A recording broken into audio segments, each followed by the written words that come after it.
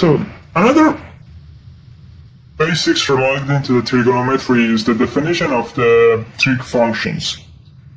Again, this is something we reviewed last year again. So we have these 4 or 3 basic functions: sine, cosine, tangent, or even you can consider cotangent as well as another basic trigonometry functions.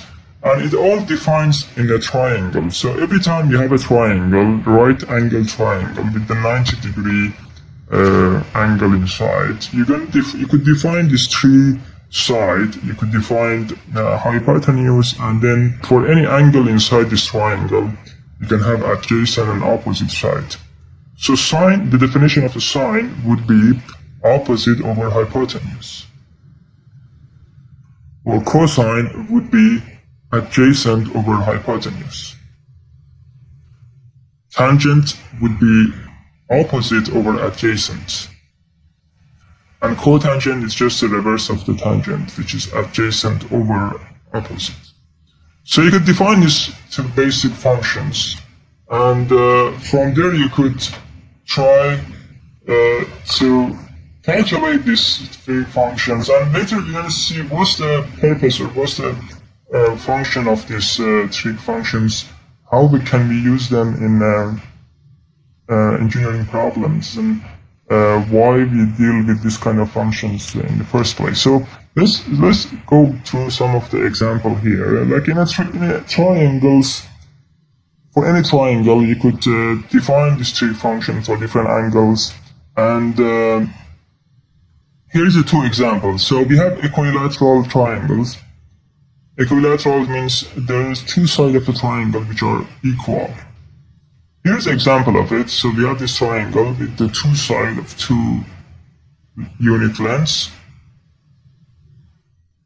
So we call this equilateral. And if I want to define this trig function inside this triangle, and if I start by drawing the height of this triangle, so I'm not sure if you're familiar with drawing the height of triangle. So for any triangle, you could have many heights and many base. And defining this height and base is very useful for calculating the area of a triangle.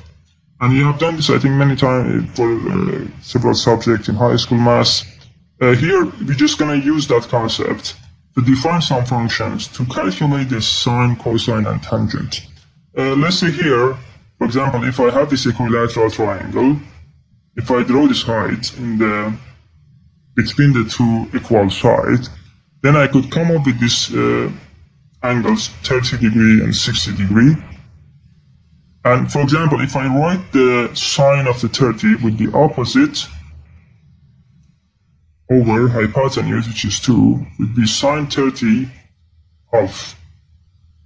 Why we are bothered with this 2 triangle? Because this would help us to calculate some of the sine, cosine of the basic angles.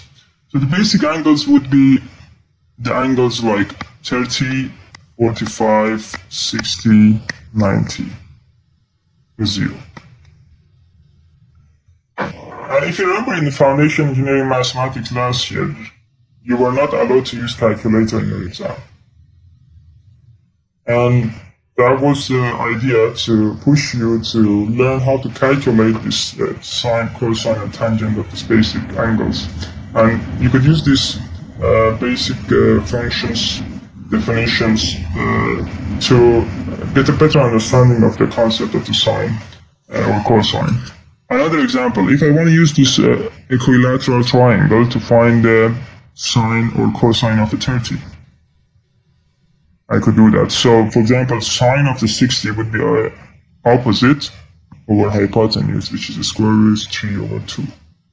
Or tangent of the 30 degree would be opposite over adjacent. So it would be 1 over square root 3. And if you rationalize these fractions, you would end up with a square root 3 over 3. Another useful triangle is this isosceles right angle with the side of the 1. So if I have the isosceles, which means the 2 sides are equal, and with the right angle in the middle, then the both of the angle would be 45 degree, and I could calculate the sine and cosine and tangent of the 45 using this triangle. The triangle is a very useful base for the understanding of the trig function and for calculating some of the basic angles. And here we see another way to memorize this sine and cosine of these basic angles. So again, 0, 30, 45, 60, 90. This time we're using the unit, the circle of units. And the way we're going to memorize this time is we're going to draw these 4 points on the x and y axis on the positive. And we're going to start with square root 1, square root 2, square root 3, square root 4 divided by 2. Now, this would be 30 degree, this would be 45, this would be 60. So if I want to write the sine 30 now, what I'm going to do is, I'm going to look at the y-axis, so it would be half. Cosine 30, I'm going to look at the x-axis. Would be a square root 3 over 2. 60, again I'm going to follow this line, and this would be cosine, this would be sine. So, sine. Another part of the understanding of the trig function is sketching them on XY chart. Last week we learned about the functions, and if you remember, we learned how to sketch linear functions, how to sketch quadratics, how to try to find the minimum and maximum of the higher power of the x, like a cubic functions.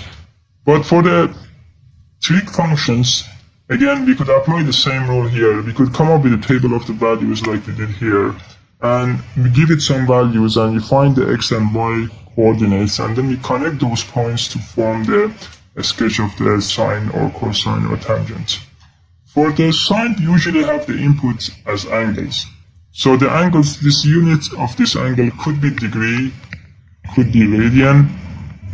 So you have to be careful about what unit you're using. And in your calculators, again, you have to be, you need to know that how to input this in degree or radian.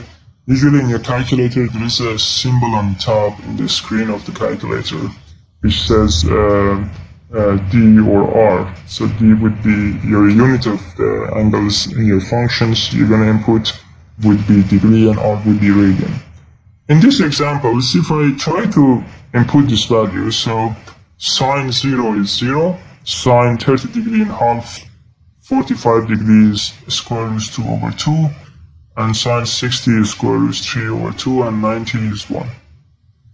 And for trig functions, we are talking about this periodic sort of functions, where we have two concepts here. We have amplitude, and we have the wavelengths.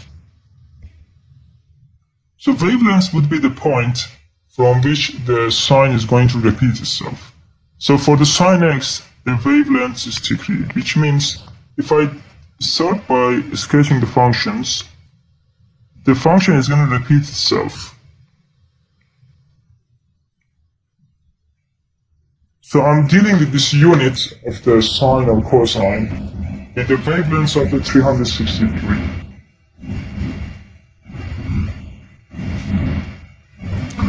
So the wavelengths would be from the point that the function is repeating itself.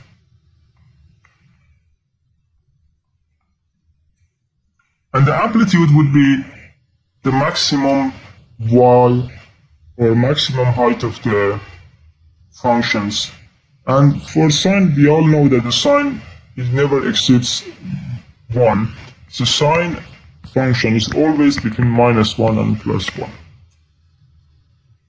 So 1 in this example would be the amplitude of the function sine x. So all I need to do for sine x to find some points between 0 and 360, or between 0 and -360, or between 360 and 720, and then I can just copy paste that unit and place it side by side to have my sine x sketch for the infinity, minus and plus infinity. You can do the same for other functions. So, for example, if you have a calculator, you could try this now, that the sine of the 270 is -1, and sine of the 90 is 1. Let's look at this one. So every time you have a coefficient in front of your trig functions, all you need to do is to multiply your amplitude by that number. So if I have y sine x,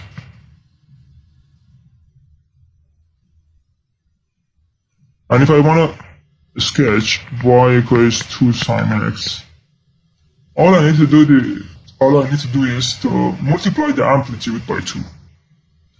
So the maximum number, or the maximum height, or the maximum y point of my functions now is going to be 2 times 1, 2 instead of 1. So that's going to be the main difference between the sine x and 2 sine x. But the wavelength is still the same. So wavelength still is 360 or 2 pi. So that makes my job very simple, right? So if I know how to sketch sine x, which is always going to be starting from which is always going to be between 0 and 360, and I could just use 90, 180, and 270. So it's always going to be this form. So if I sketch the sine x, now I can sketch the 2 sine x, 3 sine x, or any coefficient in front of the sine, and that would tell me the sketch of the 2 sine x. So 2 sine x would be simply multiplying the amplitude by 2, 3 sine x, half sine x. So that would make my job very simple if I want to sketch 2 sine x or any other. What if I have a number inside the sine? Let's say I have y equals sine 2x. This time the number 2 is inside the sine function.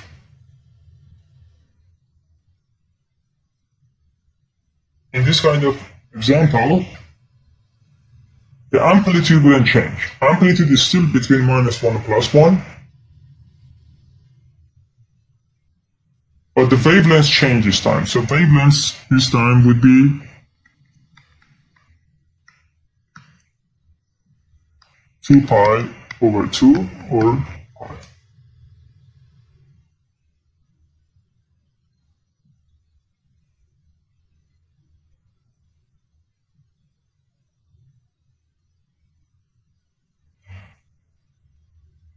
As you can see in the sketch here, what happened here is the sine x, my wavelength was 360. But for the sine 2x, my wavelength is 180, which means the blue one, the blue sketch here, is being repeated after 180. So from here, I reached the same point here for my blue one.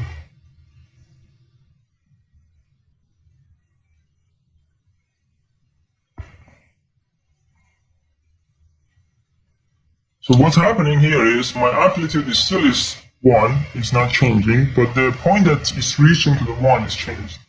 So when it was sine x at 90, it reached the point 1. But for the y equals sine 2x,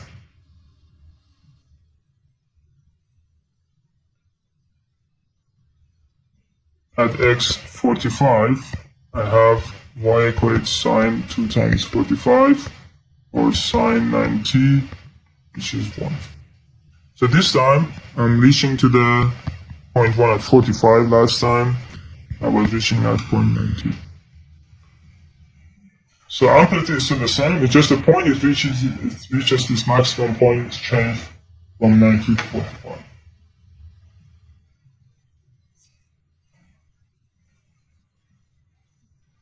Let's do another one, cosine x.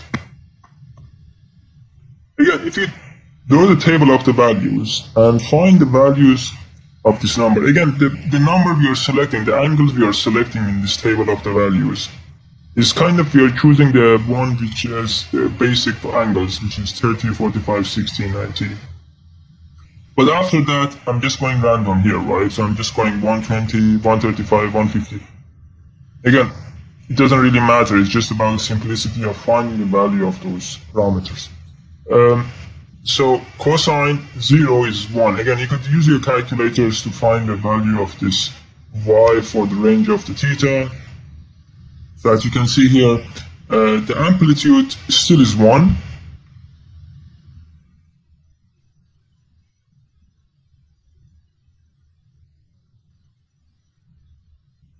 So the amplitude is still 1.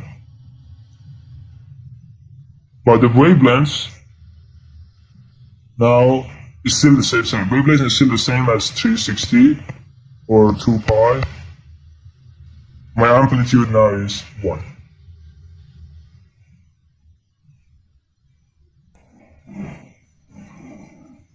But the starting point is different, right? If I wanted to start and draw the sine here, sine was 0, 0, at 90 it was 1, and then at 180 it reaches 0, at 270 it was minus 1, and at 360 it reaches 0. So you see the sine, this is sine, and if I want to draw the cosine here, this is cosine. So if you look here, if I take the sine and I move it to the left, so if I take this sine and move it 90 degrees to the left, that would be exactly like cosine. Or, in other words, if I take the cosine and take it 90 degrees to the right, that would be exactly like cosine. So what this tells us that sine and cosine are actually same function but with different phase. We call this a phase difference. So they have a phase difference here. And I'm not sure, but some of you are electrical, so you're familiar with the three-phase and one-phase currents. And that's kind of a main application of the trig function, actually. That it developed from the concept that you have different wavelengths. And again, it's in mechanics as well, it has applications. When you're dealing with a wave, and you have every wave has a certain wavelength, every wave has certain amplitude, and sometimes you have multiple waves running side by side on a stream, and you have a couple of phases, they are running in the different phases. So you have a phase difference. So we say the sine and cosine as the phase difference of the 90.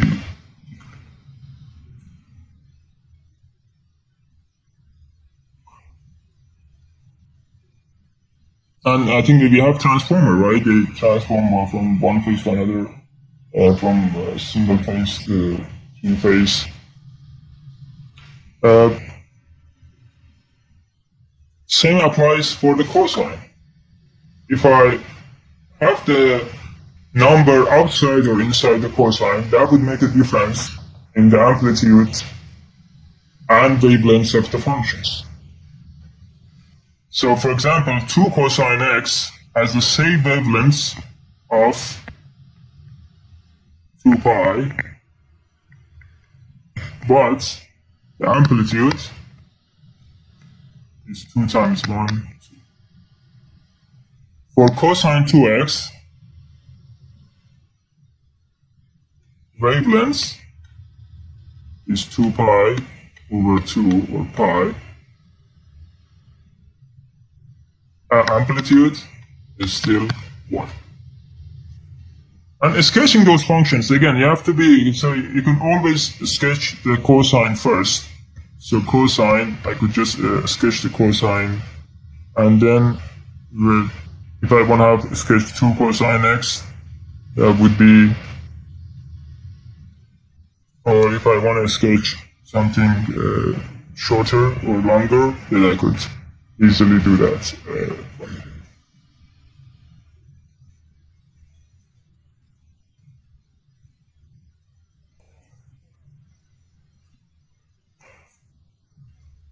How about tangent? Tangent, the story is slightly different, because if you remember the basics of the tangent is opposite over adjacent, right? And we can even use the term, the fraction of the sine over cosine to calculate the tangent x.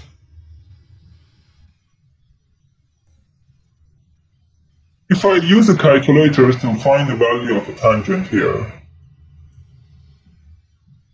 I could easily see, I could develop this table of the values for tangents, and if I connect these points to each other, that would give me the sketch of the tangent. The tangent of the 0 is 0, so here I made a mistake here. 0. Tangent of a 30 would be a square root 3 over 3. Again, I could try to use this formula here. Let me use this formula. So I don't want to use calculators. I want to use this formula here. So tangent 30 is sine 30 over cosine 30. Sine 30 is half. Cosine 30 is square root 2 over 2. If I do these calculations, these two cancel out. I'm going to be 1 over square root 3 over square root 3 over 3. But tangent 90, I need to calculate tangent 90.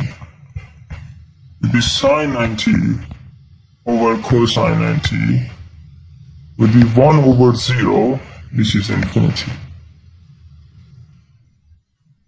So you remember, any number divided by 0 is infinity. This function, so I'm going to see a sharp increase close to the point 90. Suddenly from 80 to 85 or 85 to 90, suddenly my number is going to increase sharply from 50 to maybe 1000 or 10,000 or an infinite number. And that's what's happening when you sketch this function. You can never sketch the 90 itself.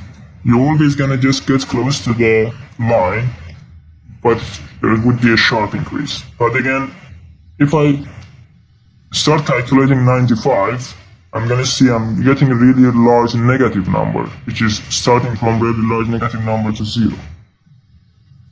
So the sketch of the tangent, as you can see here, I have the point 90, and it just goes up sharply.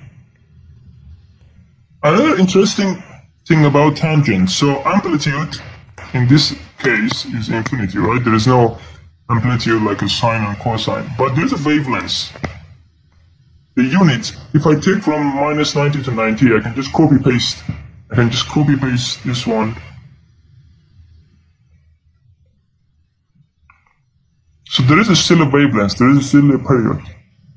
So this time the period is shorter. This time the wavelength is 180 or pi. So if you remember from previous slide, sine, cosine, amplitude, 1, wavelength, 2 pi or 360. Tangent, amplitude, infinity, wavelength, 180. Another useful rule regarding trigonometry is called Cos rule. And this is about memorizing the value of the basic trigonometric functions. So for any unit of the circle, I can write this Cos rule. And what means this Cos rule, or this letter CAST means? In that quadrant, so we call this one quadrant 1, quadrant 2, quadrant 3, quadrant 4. In that specific quadrant, the sign of the trig functions, you could know this sign before even calculating it. So if I place an angle in a certain quadrant, then I could tell you whether the value of the cosine, sine, tangent, or cotangent is positive or negative. So in the first quadrant, all cosine, sine, and tangent are positive. In the second quadrant, only sine is positive, hence the letter S. In the third quadrant, the value of a tangent is positive, that's why we have the letter T. And in the fourth quadrant, we have the letter C, which means the cosine is positive. Only the cosine is positive, so sine and tangent are negative. In the third quadrant, only tangent is positive.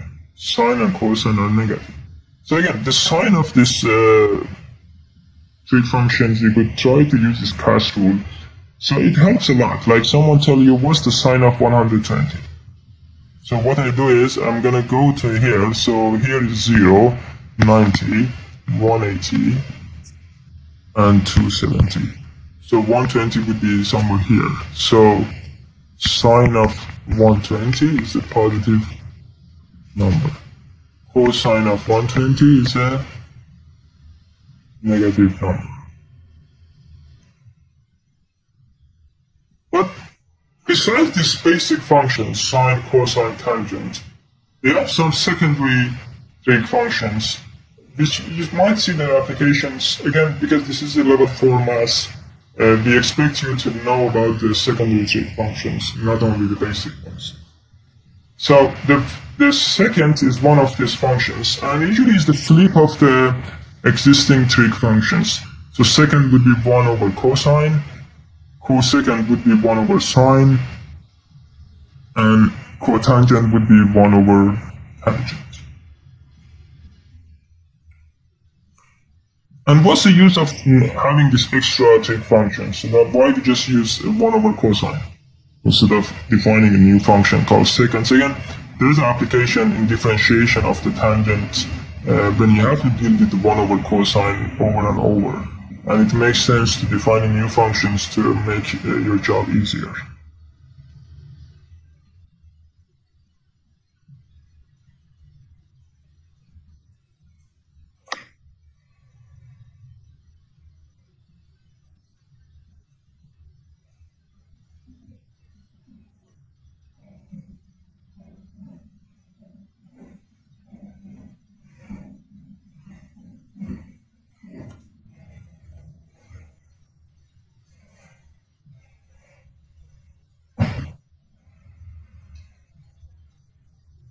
So in addition to this basic functions, we have some rules which is very useful with triangle.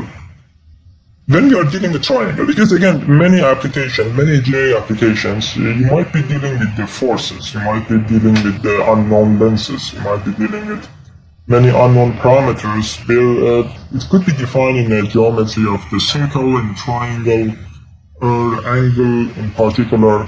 And every time you're dealing with angles, trig functions are a useful tool for the calculations, for the determination of the unknown values. And we can use certain rules to find some of the values when there is a correlation.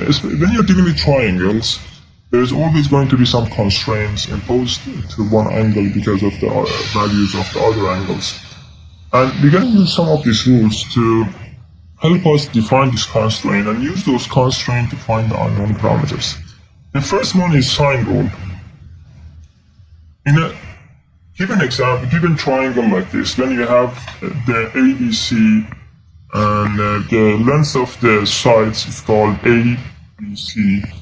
So the length of the side A in front of the angle A is called lowercase a, and the angle itself is uppercase A. Imagine if I drew the heights for this triangle, and I define this height h. Now if I define the sine of the angle A, it would be opposite over hypotenuse. So now I'm just looking at this triangle. So it would be opposite over hypotenuse, h over b. And sine of b would be opposite over hypotenuse, which is h over a. If I rearrange this one by cross multiply,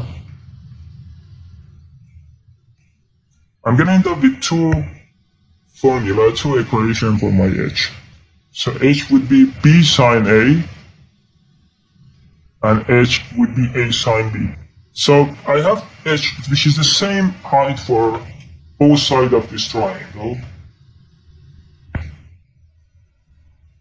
If I equate these two h to each other, I'm going to end up with b sine a equates a sine b.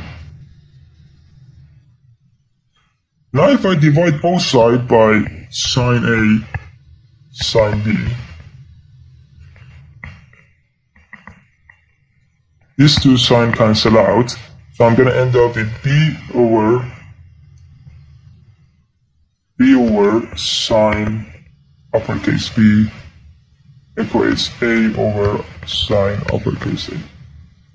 So you could develop the same sort of equations for the other one, for the last one as well. And the overall rule, sine rule, says length of any side divided by the sine of the opposite angle, its ratio is constant for a triangle. So for any given triangle, you could write this sine rule, which means length of any side in triangle divided by the sine of the angle in front of it, that would be a constant ratio. And this ratio is constant for any given triangle.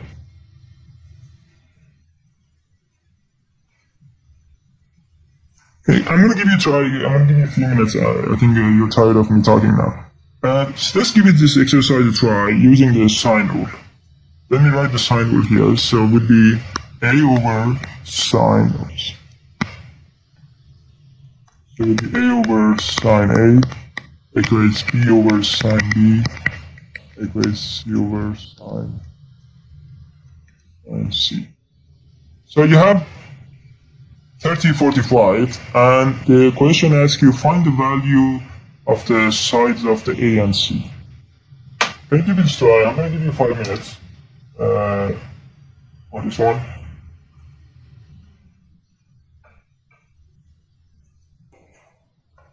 Okay, so as I can look at this one, right, and I see 30, 45, and I look at the sine rule. It seems that the A could be a good start, right? So it would be A over sine 45, which is the opposite angle, equals 3 over sine 30. So if I rearrange this one by cross multiplication, I get A equates 3 sine 45 over sine 30. So it would be 3 times square root 2 over 2 over 1 over 2.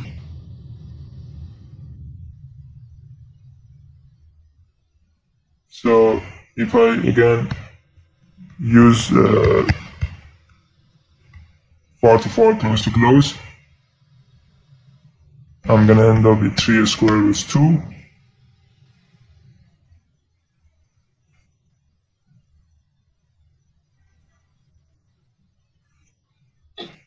This would be 4.2. Now that I find the value of the A, which is 4.2, for the C, I can again use the sine rule, but I don't have the angle in front of it. How can I find the angle C here? Add 2. Right? Because we have this rule in triangle, for any triangle,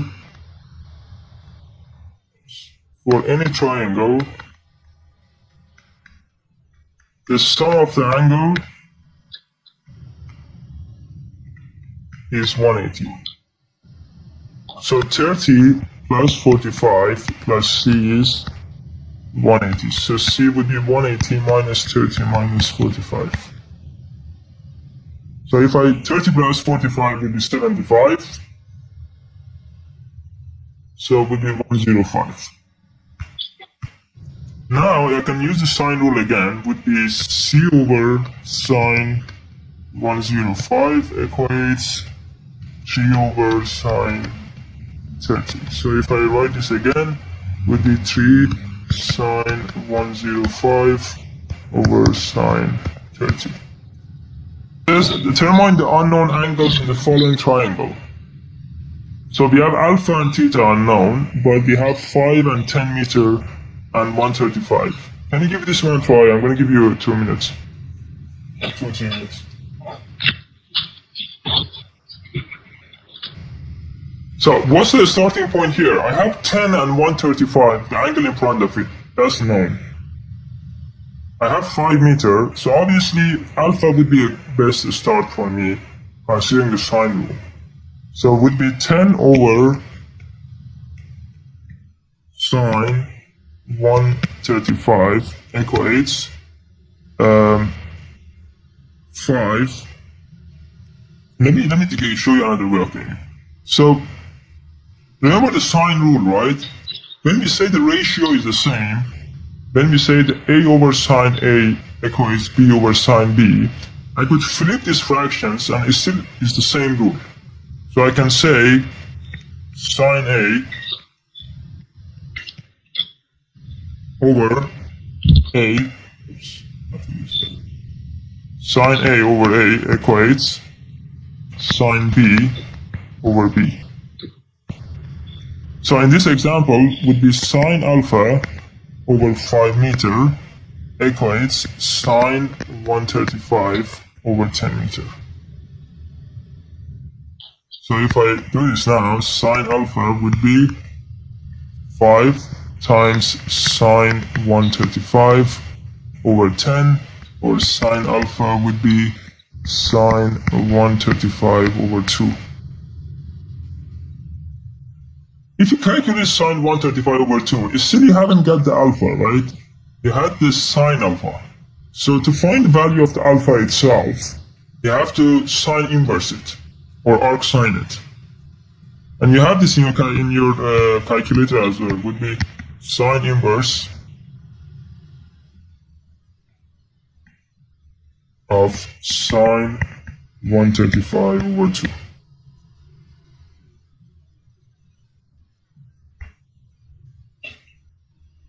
So if you put this in your calculators, how much is it? Can you put this in your calculators? Tell me. Again, your output could be degree, could be radian, right? Let's go with degree here.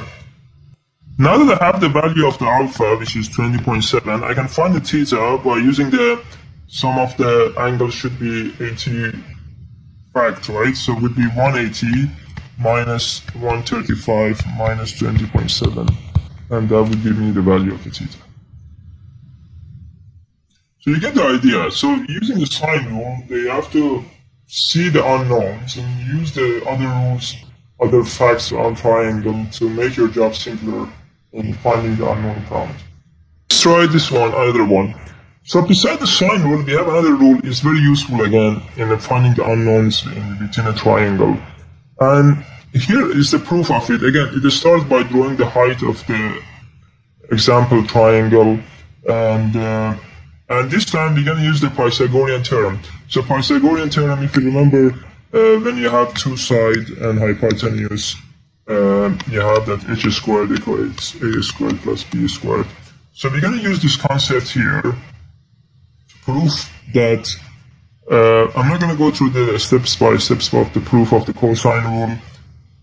Again, in the exam, obviously this is an open book exam in January. But again, if it wasn't an exam, open book, we would have given you the sine and cosine rule formula in the exam. But the concept comes from the fact that if you draw the height of the triangle, and if you use the Pythagorean theorem on the left and right of this triangle, and if you equate the value of the h in these two triangles, you're going to end up with this formula here, which says a squared equals b squared c squared minus 2bc cosine a. So in other words, what we are saying here is side of any triangle could be calculated based on the length of the other sides and the angle between the two other sides, or the angle of the opposite angle to the side.